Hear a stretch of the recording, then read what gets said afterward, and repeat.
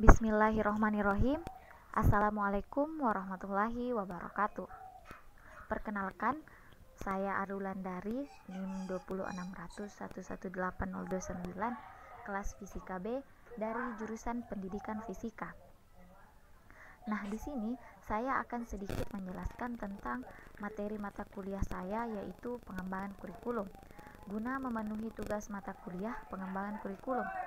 Poin pembahasan yang akan saya bahas yaitu hubungan antara kurikulum dan pembelajaran.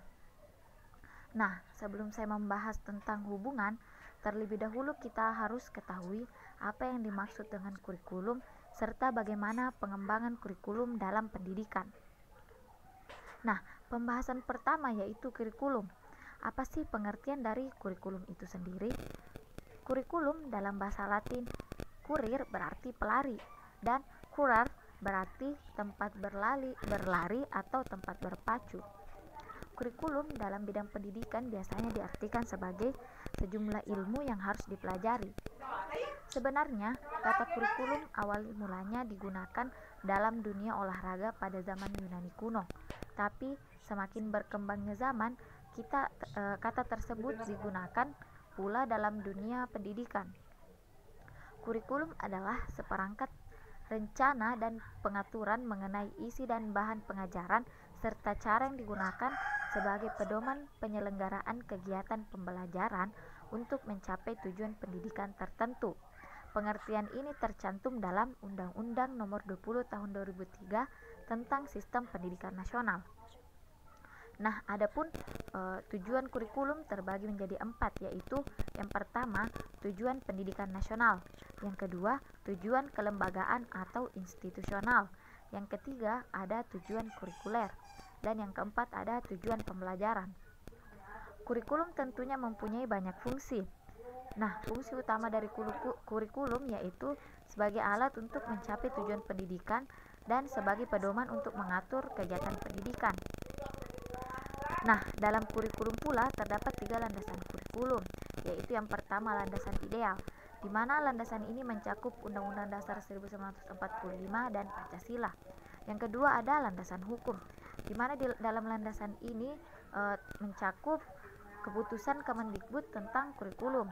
Nah, yang terakhir ada landasan teori. Nah, pembahasan kedua yaitu pembahasan yang berkaitan erat dengan pembahasan pertama kita tentang kurikulum, yaitu ada pengembangan kurikulum.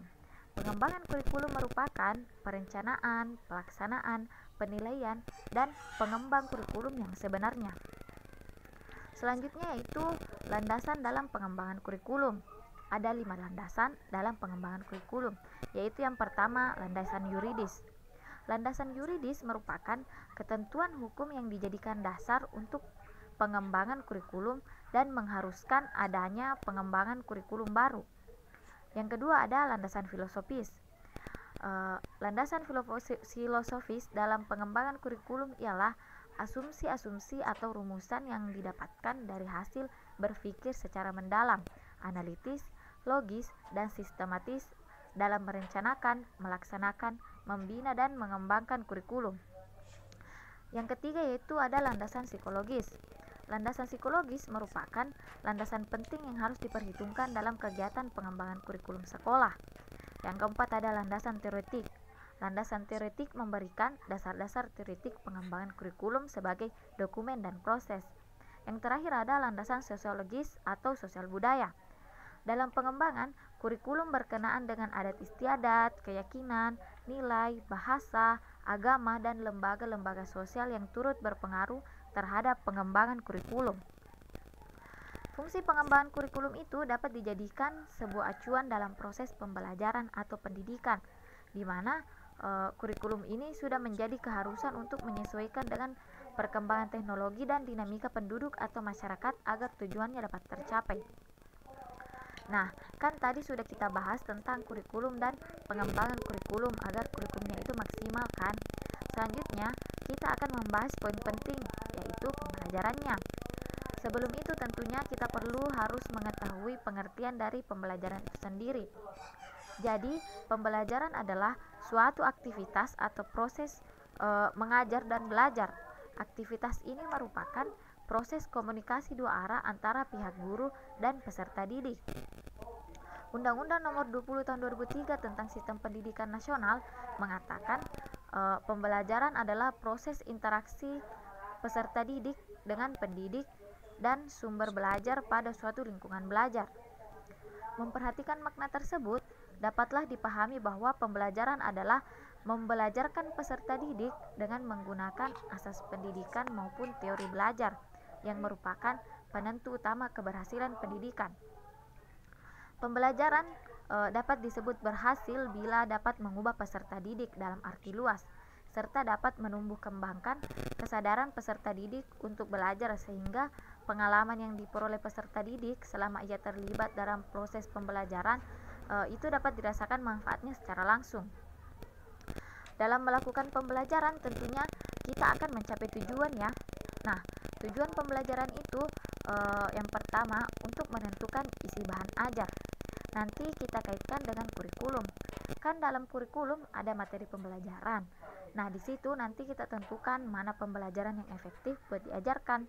Nah, yang kedua, menentukan pengembangan strategi pembelajaran. Jadi, gimana caranya pembelajaran ini bisa lebih efektif dan efisien. Yang ketiga, penentuan dan pengembangan alat evaluasi. Jadi dalam proses pembelajaran juga tujuannya itu guru dapat mengukur seberapa jauh keberhasilan dari proses pembelajaran yang dilakukan. Metode-metode pembelajaran sebenarnya ada banyak macam, tapi di sini saya akan membahas beberapa metode saja. Salah satunya yaitu metode ceramah, di mana metode ini paling banyak dilakukan oleh pendidik dalam proses pembelajaran. Tentunya dalam metode ini memiliki kelebihan dan kekurangan. Salah satu kekurangannya yaitu siswa yang kurang aktif karena hanya mendengarkan penjelasan dari pendidik, dan kelebihannya yaitu beberapa siswa lebih fokus untuk memahami pembelajarannya. Nah, metode yang kedua yaitu ada metode diskusi. Metode ini tentunya sudah banyak kita jumpai dalam proses pembelajaran, terutama pada tingkat perguruan tinggi, di mana peserta didik dituntut untuk lebih aktif dalam proses pembelajaran untuk meningkatkan kualitas diri mereka. Dalam metode ini, pendidik berguna sebagai fasilitator, mengarahkan peserta didik agar diskusi berjalan dengan baik. Nah, kesimpulan dalam pembahasan kita kali ini yaitu hubungan antara kurikulum dan pembelajaran. Kurikulum dan pembelajaran itu adalah dua hal yang sulit untuk dipisahkan. Ibarat kartun Tom dan Jerry, ketika kita membicarakan mengenai si kucing Tom, tentunya kita wajib membahas pula si tikus kecil Jerry. Begitu pula sebaliknya. Jadi kesimpulannya adalah pembelajaran tanpa kurikulum artinya pembelajaran itu tidak akan efektif. Sama halnya ketika kurikulum tanpa adanya pembelajaran, maka kurikulum itu tidak akan berguna. Selain itu, kurikulum berkaitan dengan apa yang harus diajarkan. Sedangkan pembelajaran, bagaimana kita harus mengajarkan. Mungkin itu sedikit penjelasan materi mengenai pengembangan kurikulum dan pembelajaran yang dapat saya sampaikan.